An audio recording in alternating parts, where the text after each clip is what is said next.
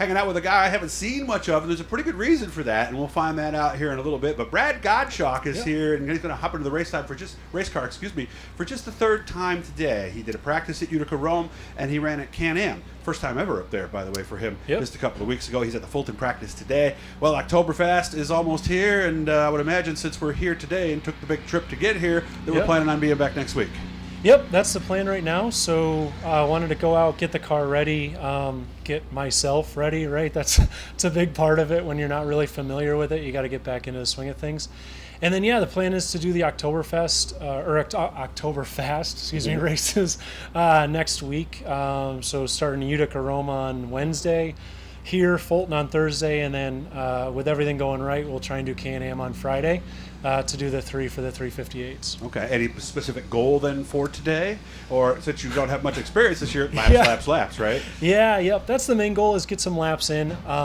So for me, just to get back in the seat and make sure that, I can adjust to this place, and then hopefully with the experience previous this year with practice at Utica Rome and then Can-Am race, that I've at least seen the 3 tracks this year and know kind of where the marks are and what the track would do throughout the night. So, that would give us a big advantage going into next week compared to what we would have had. And then, we've just got a few things for setup-wise. This is our first year on the rear coils, left side panhard, all the new suspension stuff that a lot of guys have been doing the last year or so.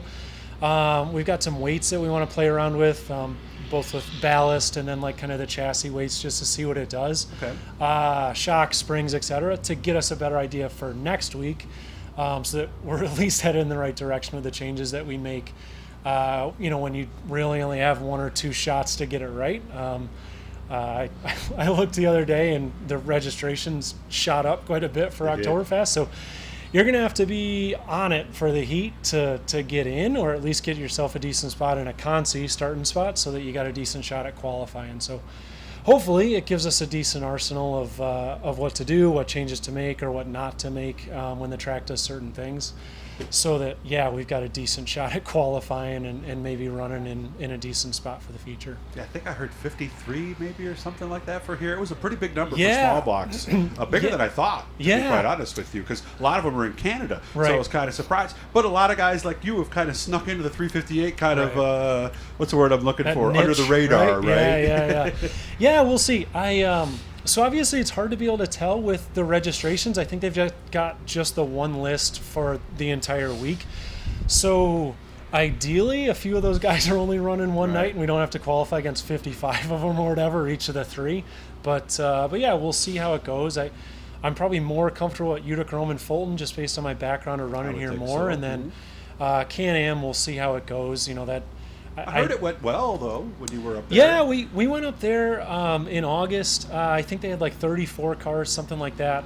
We qualified through the Consi and finished 20th, which a few of the cars broke in the feature, so it got us up there a little bit further.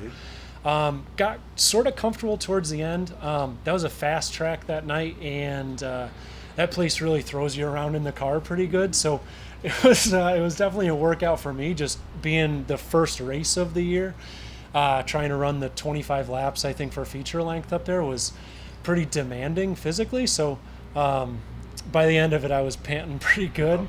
And so that's another thing for today, is just getting a little bit back into racing shape. Shoulders moving. Yep, shoulders, neck. These things are the left side panhard. They beat you up, don't they? Yeah, they beat you up pretty good. For anyone that really follows the suspension or the race and all that, it's really amped up the last year or so with the demands on the driver. And with a lot of guys, they do this as a hobby. They're not, doing the workout routines and all that type of stuff that some of the pros are doing. So, it beats you up pretty good.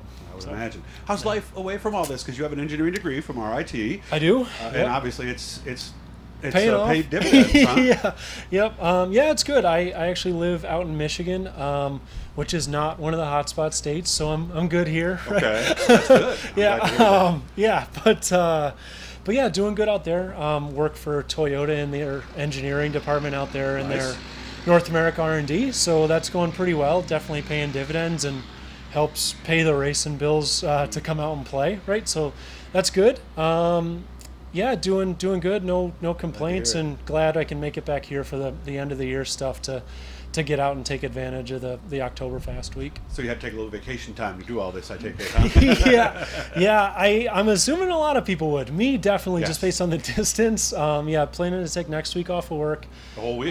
Yeah. Okay. Yeah, which will Nice. be Racing vacation, I like it. Yeah, which will be a nice break first, and Yeah. then second will be, I think, kind of needed. I'm assuming a lot of guys that are doing most of the people, right, that are doing most of the nights would be probably taking a good chunk of the week off. Yes. It's going to be hard to prepare.